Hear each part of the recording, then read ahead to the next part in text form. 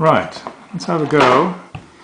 Kate, good morning, and see if we can help you out with this. This is the piece I showed you that Scarlett and I had a go with making, and it's a bit bashed up at the moment because Scarlett took it in for a show and tell,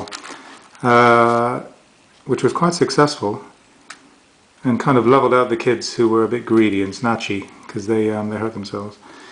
There's probably too many thorns on that one, but I quite like it. I think it worked out. But this was the third attempt.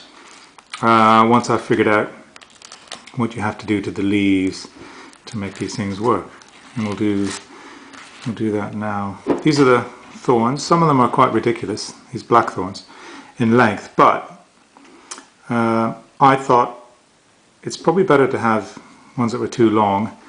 We can cut them off afterwards. So I've been using a pair of these things. I don't know what they're called. Most pliers probably have something to cut wire. I think these are probably specific for wire. But they've been very useful in the whole thing, if you've got a set of those as well. We tried breaking them by hand, and I expect Andy Goldsworthy probably did that out in the field. He probably bit them off or tore them with his fingernails, but it's just, I found it much easier to use these. So, the leaves. We went out this morning, got a few on the school run. They're just starting to turn, they still seem to be okay. And what you do to the leaves to start this thing off is, I've noticed there are no stems, obviously, on the leaves. So the first thing we were doing is cutting the stems off with these pliers, because they get in the way, and also there's no tip of the leaf, so you tear the end off and that leaf is ready to go. We gently folded it. Here's another one. So it comes off the tree like that, and we were gently folding it. We were pinching it to start with, pinching it, getting it along the ridge, because this is the bit you're going to see. You're not going to see the inside, you're going to see the back of the leaf. That's how he does them. So roughly get it there. Cut the stem off. Again, you can tear the stem off. If you haven't got a pair of pliers, tear the stem off, but we just find it easier. I guess you could be super duper neat and cut these off with a pair of scissors, so the scissors would cut the stems as well. But again, I think it's quite nice to tear it. If you tear it, it shares the characteristics of the edge of the leaf. Right, when he starts rolling up from the tip, rolling up. We kind of fold it to start with. If you can see that, fold it, and fold it again. We get it nice and tight, and then start going. Start rolling it backwards. Rolling it backwards. The first one's really quite tight. Keep rolling. Make sure it's folded nicely. Keep rolling, keep rolling. Keep rolling. So we're keeping this lighter ridge shown if you can, just to help us see where it is. And after a little bit, leave about that much. What is that? That's 1.5 inches, something like that. And then, right through it, stick a blackthorn. Okay, that's way too long. Probably could have pulled it back a bit. And then we cut it off. So that is the start.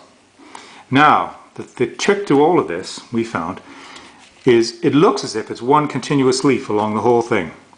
And in order to do that, you've torn the edge off, the stem off, and the tip. You then put that leaf inside or over top of the one you've just laid down. Okay, tuck that in there. You just laid it again by 1 inch. You probably don't have to be that much, but if you overlay it only by a little bit, this bit, which is usually the thicker bit of the stem, because you put the thinner bit on, can push through and break it. So we thought, okay, we'll double things up, have it nice and deep, and then start rolling again. Keep rolling over the thorn, over the thorn. Keep rolling. Oh, we've lost our edge a bit. That doesn't matter. Having said it does. Okay, where the stem from this one is poking through a bit, so you can see can you see it's a bit flat? So we just pinch it, bend it into shape, make it so it's a bit rounder now. Fold my leaf back so I can keep the edge shown. Again, we get down to whatever that is. Is that an inch? And we put another. Well, this one's a bit shorter. Put another one through. And we're putting it through on the, you should have figured out the terminology of the leaves, but on the lighter bit, the vein of the leaf, we're putting it through there. We're not putting it out here. And that's a bit better, I suppose.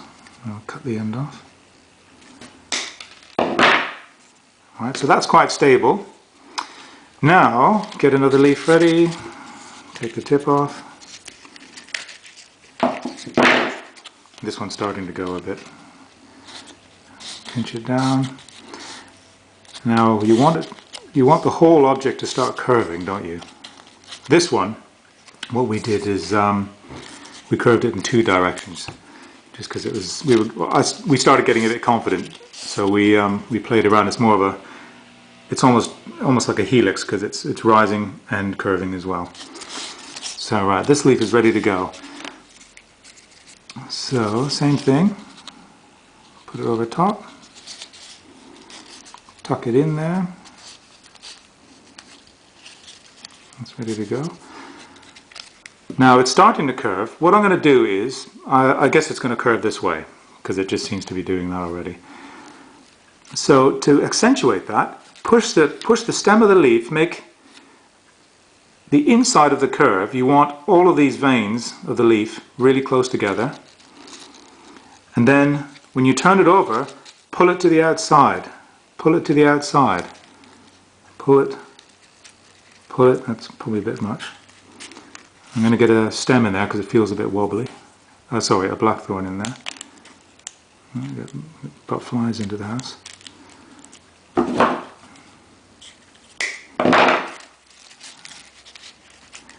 Where's my curve? This is my curve, so I'm pulling it back in tight. I might get another thorn in there, I think. Where are we? Running out of thorns. And I don't think I'd worry about the amount of thorns you use because you want to get it quite stable. Okay, so that, I don't know if you can see that. These are quite close together. I'm pulling these apart on the back side. So that's tight. And you can, I'm not showing this very well. So if you pull that out, you can see by doing that, by forcing it, you're forcing a curve. And each layer, if you try and remember that one side is going to be quite far apart, one side is going to be quite tight together, keep putting your blackthorns in. Oops. Maybe I'm pushing them in too far as well. That's quite a lot of point sticking out.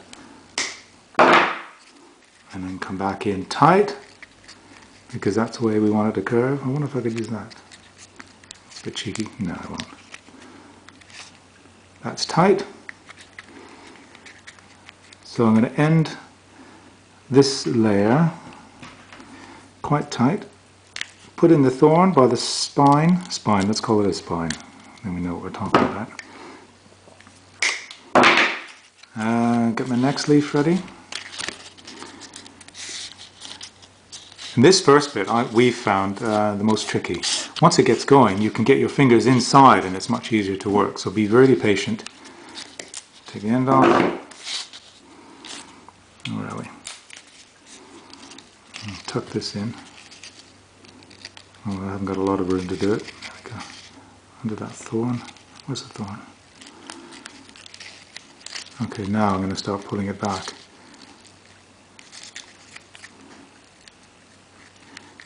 I'm a bit squashed as well. Alright, whoops. So that's quite wide. I'm going to go a bit wider, be a bit cheeky. Put in my thorn. And this will work, provided this thorn goes through the end of this